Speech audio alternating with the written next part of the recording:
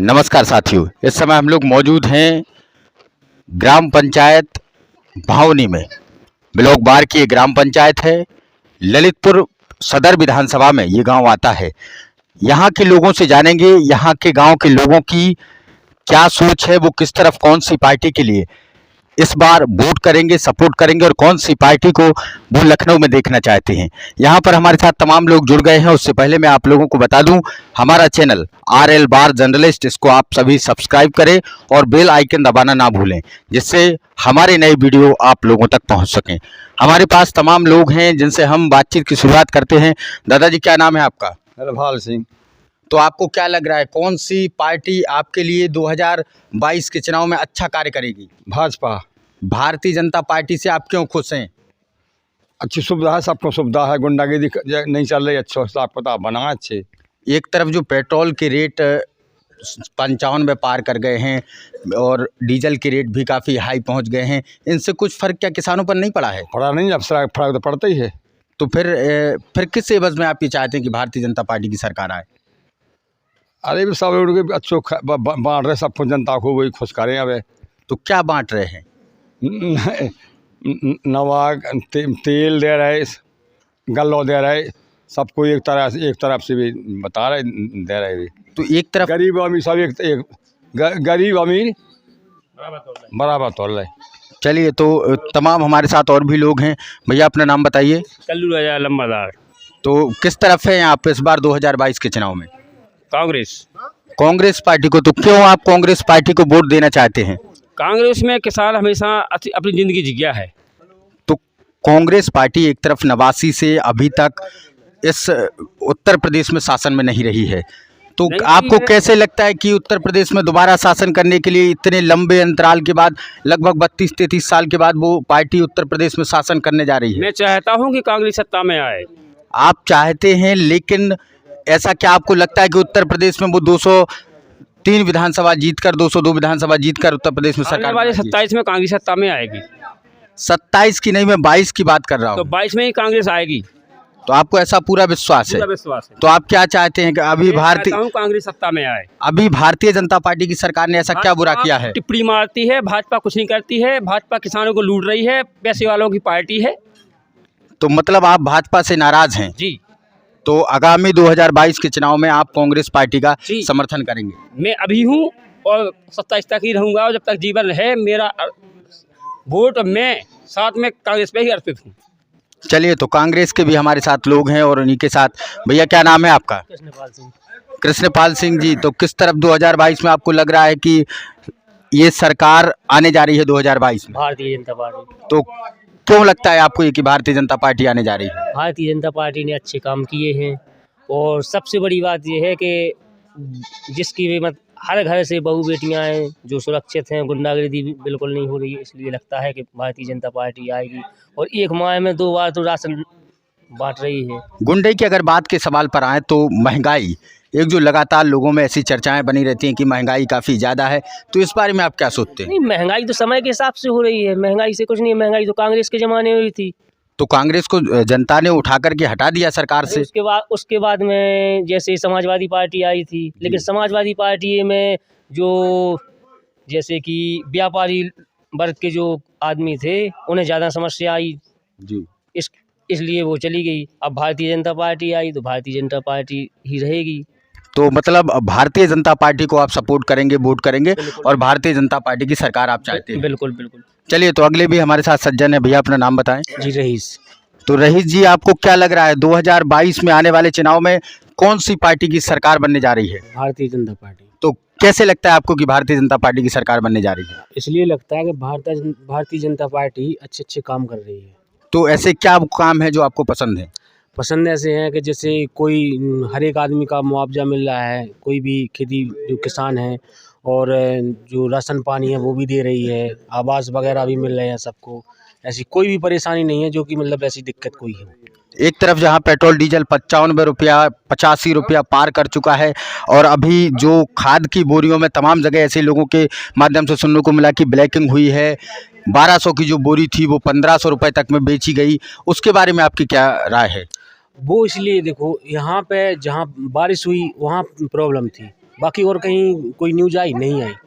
एक बार मैं खुद जालौन गया था कोच में, वहाँ पर 1600 रुपए की बोरी, जो 1200 रुपए सरकार ने उसका रेट घोषित किया था, वो बोरी 1600 रुपए में दी जा रही थी कोच में।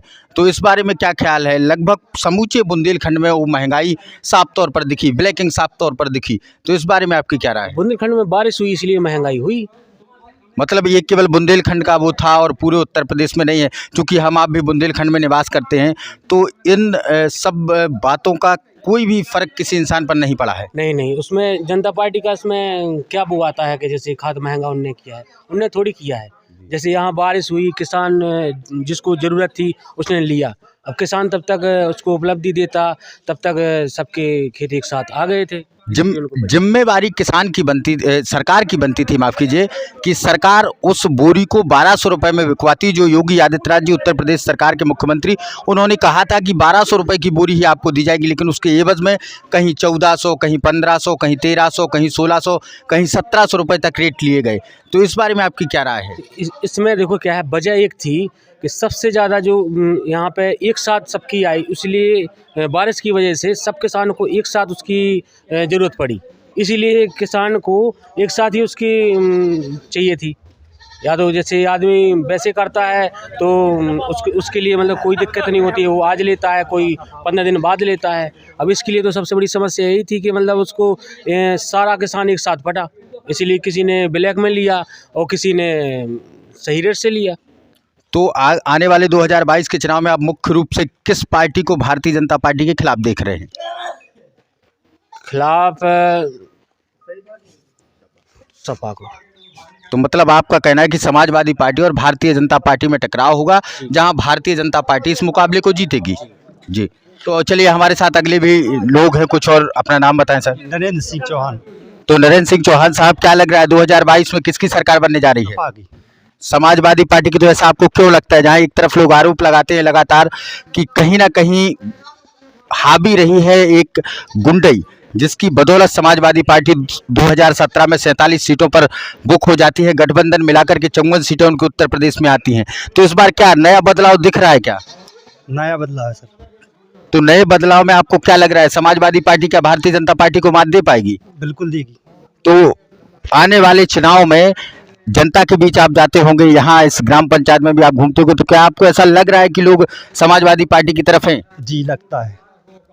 तो अब की बार आपके हिसाब से 2022 में समाजवादी पार्टी की सरकार बनने जा रही है, आप भी समाजवादी पार्टी की तरफ हैं, तो ऐसे समाजवादी पार्टी ने अपने शासनकाल में क्या अच्छे कार्य किए कि आपको समाजवादी पार्टी पसंद है? बहुत अच्छी काम की है। क्या किए भाई? 100 नंबर, ये 108, 12 हमारा सीट सब उन्हीं की चलाई तो है, सब पूरी योजना है, उसकी नाम बदलेगा एक खाली। जी, तो यहाँ पर तमाम लोग हैं जो संतुष्ट हैं। भैया अपना नाम बताएं। बहादुर सिंह जी, क्या लग रहा है 2022 में किसकी सरकार बनने जा रही है? सपा की। तो समाजवादी पार्टी की सरकार बनने जा रही है, तो कैसे लगता है आपको कि समाजवादी पार्टी की, क्या गांव में आप जब आपस में बैठते होंगे तो क्या वहां पर चर्चाएं चलती हैं? जी चलती हैं।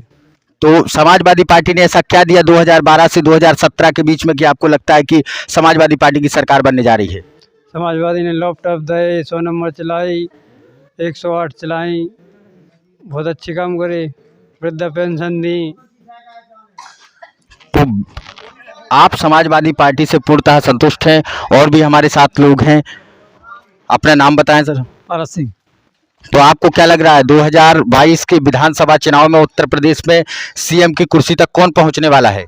जो है वही। जो है वही, मतलब योगी आदित्यनाथ। तो कौन से कामों से आप संतुष्ट हैं योगी आदित्यनाथ जी के? हम हर काम से संतुष्ट हैं।